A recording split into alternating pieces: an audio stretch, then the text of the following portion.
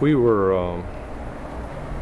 I got a lot of them, but a turning point, my dad went through the 1980s and things were bad. They were paying 16% interest rates and things wasn't going good.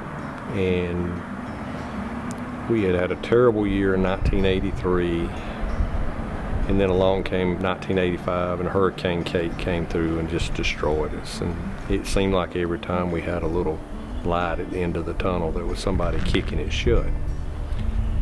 And in the spring of 1986, we had a watermelon crop. Hail hit the watermelon crop 3 days before it was going to be harvested. And things just wasn't going right.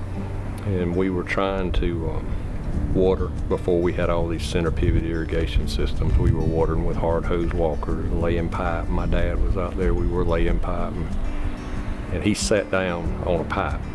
And I could tell he wasn't just resting. He had about had all he could take. Everything he was doing seemed to be wrong. We were working with junk. We couldn't afford a battery for a tractor, much less updating any equipment. And he sat down on that pipe, and after a little while he got up and we went back to work. And that's when our farming changed right then.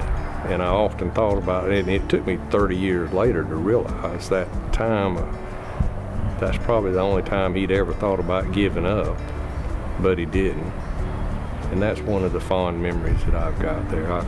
It took me 30, I'm kind of slow sometimes, it took me 30 years to realize that, but it finally came to me. It's a bad time to be asking me that, because American agriculture right now is in probably the worst doldrums that I've seen since the 1980s, but yes, I'd do it again. One thing I've learned is you just don't give up.